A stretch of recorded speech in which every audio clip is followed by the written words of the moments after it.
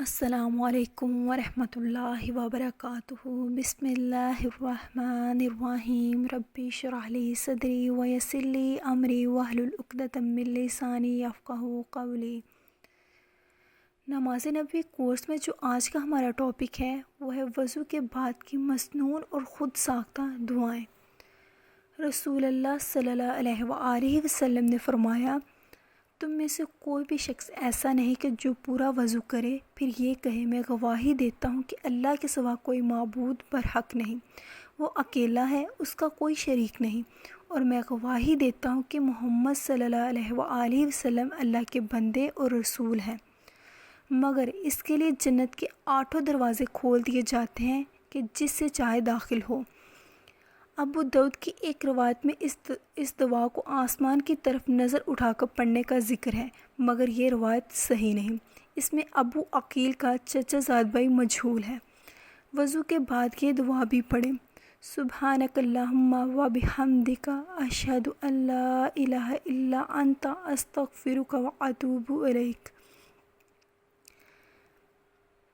اے اللہ، تو اپنی تمام تر تعریفوں کے ساتھ ہر عیب سے پاک ہے۔ میں گواہی دیتا ہوں کہ تیرے سوا کوئی سچا معبود نہیں ہے۔ میں تجھ سے بخشش مانگتا ہوں اور تیرے حضور توبہ کرتا ہوں۔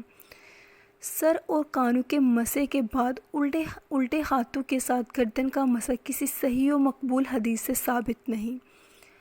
وضو کی خود ساختہ دعائیں۔ رسول اللہ صلی اللہ علیہ وآلہ وسلم کی سنت سے وضو کے شروع میں بسم اللہ اور بعد میں شہادتیں کا پڑھنا ثابت ہے، لیکن بعض لوگ وضو میں ہر عضو دھوتے وقت ایک دعا پڑھتے ہیں اور وہ دعائیں مروجہ کتب نماز میں پائی جاتی ہیں۔ واضح ہو کہ یہ دعائیں سنت پاک اور صحابہ اکرام رضی اللہ تعالیٰ عنہ کے عمل سے ثابت نہیں ہیں۔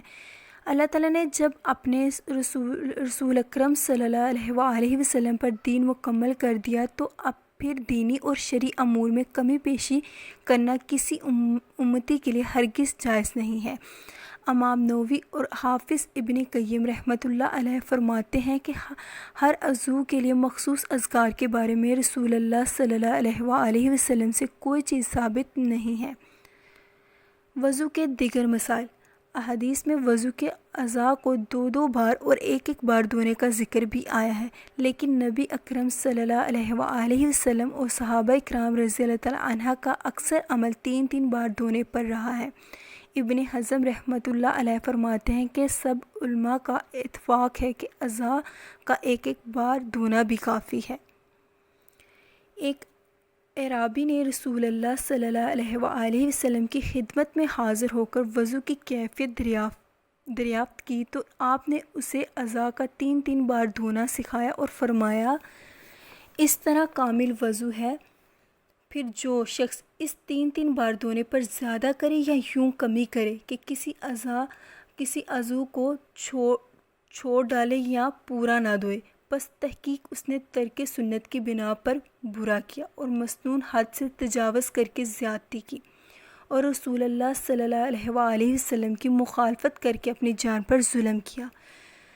مسنون وضو سے گناہوں کی بخشش۔ رسول اللہ صلی اللہ علیہ وآلہ وسلم نے فرمایا، جس وقت بندہ مومن وضو شروع کرتا ہے پھر کولی کرتا ہے اور ناک جھاڑتا ہے تو اس کے منہ اور ناک کے گناہ نکل جاتے ہیں، پھر جس وقت چہرہ دھوتا ہے اس کے چہرے کے گناہ نکل جاتے ہیں، چہرہ دھوتے وقت گناہ داڑھی کے کناروں سے بھی گرتے ہیں، اور جس وقت وہ کوہنیوں سمیت ہاتھ دھوتا ہے تو اس کے دونوں ہاتھوں سے گناہ نکل جاتے ہیں، یہاں تک کہ دونوں ہاتھوں کے ناخنوں کے نیچے سے بھی نکل جاتے ہیں، پھر جس وقت مسح کرتا ہے تو اس کے بالوں کے کناروں سے گناہ نکل جاتے ہیں، پھر جس وقت پاؤں دھوتا ہے تو اس کے دونوں پاؤں سے گناہ نکل جاتے ہیں، یہاں تک کہ دونوں پاؤں کے ناخنوں کے نیچے سے بھی نکل جاتے ہیں۔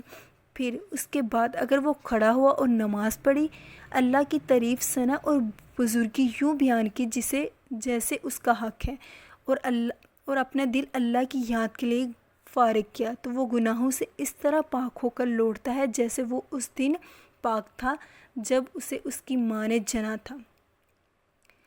ایک شخص نے رسول اللہ صلی اللہ علیہ وآلہ وسلم سے پوچھا کہ آپ اپنی امت کو میدان حشر میں دوسری امتوں کے بے شمار لوگوں سے کس طرح پہچانیں گے؟ تو آپ نے فرمایا میرے امتی وضو کے اثر سے سفید نورانی چہرے اور سفید نورانی ہاتھ پاؤں والے ہوں گے، اس طرح ان کے سوا اور کوئی نہیں ہوگا۔ خشک ایڑیوں کو عذاب۔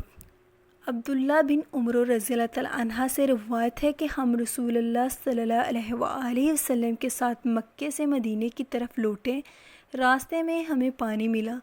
ہم میں سے ایک جماعت نے نماز عصر کے لیے جلد بازی میں وضو کیا، پیچھے سے ہم بھی پہنچ گئے، دیکھا کہ ان کی ایڑیاں خشک تھیں، انہیں پانی نہیں پہنچا تھا۔ رسول اللہ صلی اللہ علیہ وآلہ وسلم نے فرمایا، خشک ایڑیوں کے لیے آگ سے خرابی ہے، بس وضو پورا کیا کرو۔ اس حدیث سے معلوم ہوا کہ وضو بڑی احتیاط سے سنوار کر اور پورا کرنا چاہیے۔ اعضاء کو خوب اچھی طرح اور 3 بار دھونا چاہیے تاکہ ذرا برابر جگہ بھی خشک نہ رہے۔ ایک شخص نے وضو کیا اور اپنے قدم پر ناخن کے برابر جگہ خشک چھوڑ دی۔ نبی اکرم صلی اللہ علیہ وآلہ وسلم نے اسے دیکھ کر فرمایا، واپس جا اور اچھی طرح وضو کر۔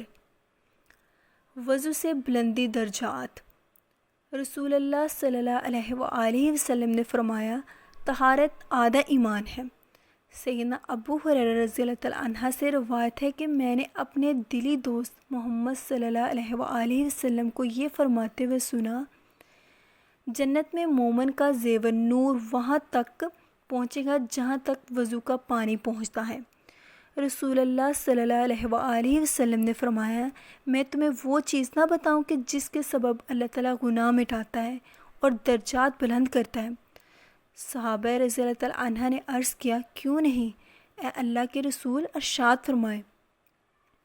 آپ نے فرمایا، مشقت بیماری یا سردی وغیرہ کے وقت کامل اور سنوار کر وضو کرنا، مسجدوں کی طرف اٹھنے والے قدموں کا زیادہ ہونا اور نماز کے بعد نماز کا انتظار کرنا گناہ مٹاتا ہے اور درجات بلند کرتا ہے۔ وآخر دعوانہم ان الحمد للہ رب العالمین۔ السلام علیکم ورحمۃ اللہ وبرکاتہ۔